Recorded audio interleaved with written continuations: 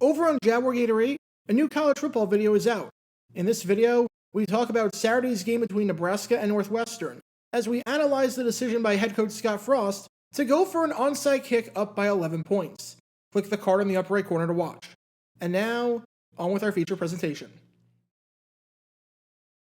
Nick Saban might be the greatest coach in the history of college football. In fact, at this point, I'm not sure how you don't have Saban at number 1, because quite frankly, I don't know who you could possibly put above him. He's won 7 national championships, he's won 10 SEC titles, and the last time he coached a team that lost more than 2 games in a season was all the way back in 2010. 6 of the last 7 seasons have ended with his Crimson Tide playing in the national championship game, and since 2008, which was his first season not impacted by sanctions from the previous regime, he's compiled a record of 176-19, winning a whopping 90% of his games. His team has finished inside the top 10 of the AP poll every year since 2008, has finished first or tied for first in the division in 9 of the last 10 seasons, with the lone exception in that stretch being 2019, when he came in second, and has finished first or second in the AP poll in 6 of the last 7 seasons.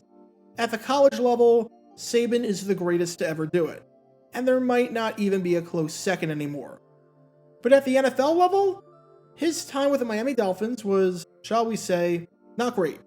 Saban was not all that successful, as in his 2 seasons in Miami, he went just 15-17, and left after the 2006 season due to clashes with the front office and the way they conducted business. Now, when I say that he had disagreements with the front office, the first thing that probably comes into your mind is the infamous moment involving Drew Brees, which is probably the biggest free agency whiff in NFL history. Saban really wanted Brees as his quarterback, and the Dolphins decided not to sign him, failing his physical, even though Saban knew that everything was alright. Brees went to the Saints and the rest is history. And if you thought about that moment, it makes complete sense, seeing as Saban said that the decision by the Dolphins to not sign Drew Brees was the moment he realized that he needed to get out of there as soon as he could. Saban flat out said, "I decided right then when that happened that we don't have a quarterback in the NFL. We're not going to win. I'm getting out of here. I'm not staying here. I'm not going to be responsible for this." However, there is another feud between Saban and the front office in Miami that you might not know about, that when you break it down, really shows Saban's high character and how furious he was with the way Miami conducted business, because this truly might have been the straw that broke the camel's back. During that 2006 season, Saban was informed about a different free agent that got away, and how the Dolphins treated him. And Saban was so fed up about this that when he found out what the Dolphins did, he immediately corrected the problem, even though he didn't have to, seeing as the Dolphins didn't violate any rules or receive any warnings from the NFL, and even though the player in question wasn't even a member of the Miami Dolphins in the first place. Because even though the Drew Brees story is the one that is still remembered today, and for good reason, this other one that flew under the radar deserves a closer look. Because this is the story behind the forgotten drama between Nick Saban and the Miami Dolphins.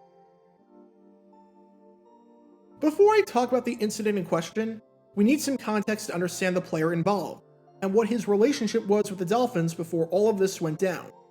Because this story involves a tight end by the name of Keith Heinrich. The good news is that I was able to find footage of Heinrich playing football. The bad news is that very little of that footage comes in the NFL, because mid-2000s footage is surprisingly hard to find, and because Heinrich didn't do a whole lot. So the footage you're watching for the next few minutes is from a mishmash of leagues, both before and after the date of the incident. Even some United Football League footage as a member of the Florida Tuskers. Heinrich was originally drafted by the Carolina Panthers in the 6th round of the 2002 NFL Draft out of Sam Houston State, as he was a great tight end with the Bearcats, being named the first-team All-Southland Conference member in each of his final 2 seasons with the program in 2000 and 2001. He was the go-to target for quarterback Josh McCown, who had quite the lengthy career in the NFL, all things considered. However, even though Heinrich was a very successful collegiate tight end, when it came to his time in the pros, he wasn't doing a whole lot. He lasted 1 season with the Carolina Panthers, failing to record a single catch. Then, he spent 3 seasons with the Cleveland Browns, and didn't do much of anything there, recording 9 catches for 65 yards in that time frame. Hence why finding footage of him in the NFL is about as difficult as finding any woman over the age of 25 to be good enough for Leonardo DiCaprio. After a 2004 season where he had just 1 catch, and a 2005 season where he didn't appear in a single game due to spending the year on injured reserve with a knee injury, the Browns opted to let him walk in free agency, as they had no interest in bringing him back. Obviously, Heinrich was not a high priority free agent, and he went quite a few weeks without any team signing him. But in May, 2 months after the start of the league year, and well after the NFL draft, the Dolphins decided to sign him as a free agent, hoping that he could bring some depth to the tight end room that, outside of Randy McMichael, was exceptionally thin. Unfortunately, Heinrich couldn't stick on the roster, as he didn't exactly impress Saban and the coaching staff during training camp. The last thing you can do, if you're on the fringe and you're fighting for a roster spot, is drop easy passes. Heinrich didn't make things easy on himself after a morning practice session where he dropped 2 passes. You never really heard Saban comment on his performance, which is never a good sign if the coach isn't even commenting on you and is considering you somewhat of an afterthought. He was playing from behind from day one. And all of this led to Heinrich failing to make the roster, although he did make it onto the practice squad before eventually getting cut from that a few days later. And thus, the career of Keith Heinrich with the Dolphins seemed to come to an uneventful end. We see this situation play out literally every single year. A veteran player who's not very good signs a 1-year contract toward the end of free agency. He doesn't play well, and he gets cut. There are 1,000 guys that this happens to that you never hear from again, or even think of again. Heck, we just had roster cuts, and I'm betting you can't recall off the top of your head every single player that your team cut. However, this situation was different, because after Heinrich got cut from the Dolphins for good, he revealed something about his situation that changed everything, and changed the entire perception of Miami that made Nick Saban furious. Because what's the one thing you should never mess with above all else? Never mess with a man's money. And as it turns out, Heinrich never got paid. Now you might be wondering how an NFL team in the year 2006 that has a stable owner and has stable finances can just get away with not paying a player, right? It's a perfectly valid question. And the answer was because, technically, the Dolphins weren't breaking any rules by doing so. Here was the situation.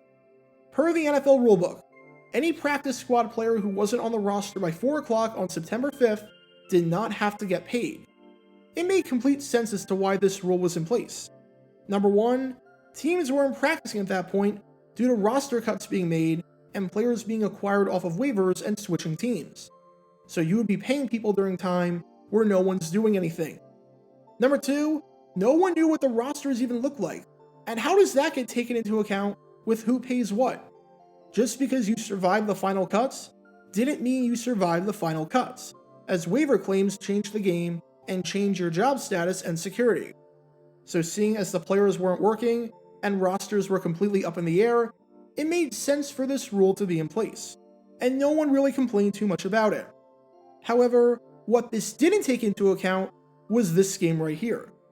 Because on September 7, 2006, the Pittsburgh Steelers played the Miami Dolphins on national television on NBC in the opening game of the season, and in the first regular season game broadcast by the Peacock since they lost the rights to the AFC package after the 1997 season. And since this was the opening game of the season, this game took place on a Thursday night. Now, the aforementioned rule makes a ton of sense for 30 teams in the league, who are either playing their first game on September 10th or September 11th, and they take those days off right after the 4th preseason game from practicing. But for the 2 teams playing the Thursday night primetime game, with the Steelers and the Dolphins, they can't afford to do that. Their work week and preparation for week 1 starts 3 days earlier than every other team. You can't hold your first practice on September 6th for a game on September 7th. That's just not how this works. And this meant that players on the Dolphins who would not wind up on the active roster and who would wind up getting cut or being on the practice squad were practicing during the days that, under the NFL rulebook, per this loophole, they didn't have to get paid for. In any other organization, this isn't a problem, and this is a complete non-issue. because the team pays them for their time practicing. No one even thinks to stoop this low. But for some reason that was never specified, sometime around this time, Mr. Krabs decided to buy the Dolphins. At least, that's the only explanation I can think of as to how someone could be this cartoonishly cheap. Because the Dolphins just decided straight up to not pay Heinrich, meaning that he was out $4,700 that was reportedly owed for practicing on September 3rd and September 4th before being cut on September 5th. Now, $4,700 might not seem like a lot to the average NFL player, even though that is a ton of money to the average American. Heck, that's 2 months of salary for a lot of people. But for a guy like Heinrich, who had a very good chance of never playing in the NFL again, yeah, that's a really big deal.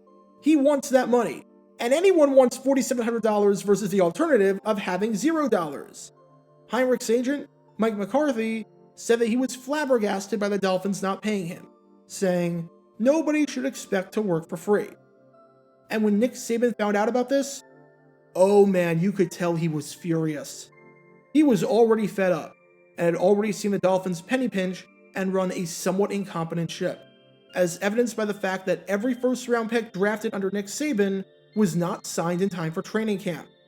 He truly and genuinely had no idea that Heinrich wasn't being paid for his time. That was just assumed. But when he realized what the team had done to Heinrich and was asked about it by a reporter, Saban, who was stunned at the news, said quite bluntly, "I'll find out about it internally."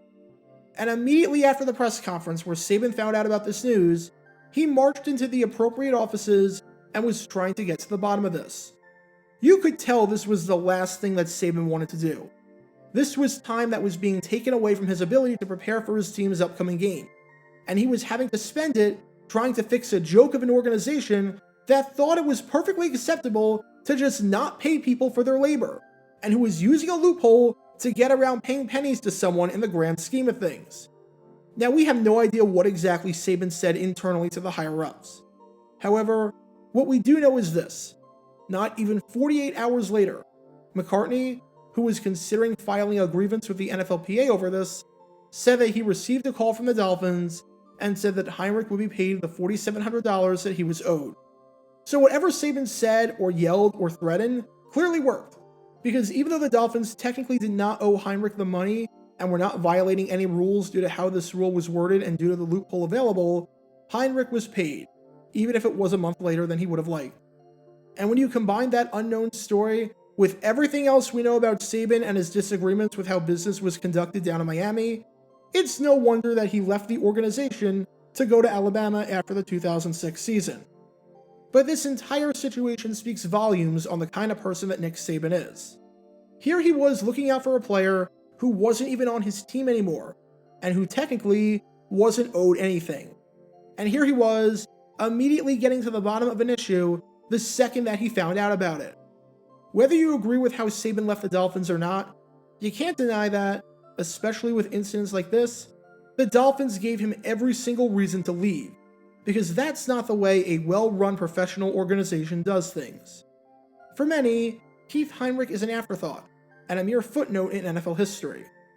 But in actuality, Heinrich is so much more than that, because he might have been the straw that broke the camel's back in terms of getting Saban to want to leave the Dolphins and go back to the college ranks. Get your official Jaguar Gator 9 merchandise by going to jg9shop.com, and be sure to like this video, ring the notification bell, and subscribe down below if you haven't already, as it helps the channel out a lot. And be sure to check out Twitch every Wednesday night at 9 p.m. Eastern for your chance to play NFL trivia and win cash prizes. Link in the description below. If you want to see videos like this condensed down to 60 seconds, then follow me on TikTok at Jaguar Gator 9. To see college football videos, subscribe to Jaguar Gator 8.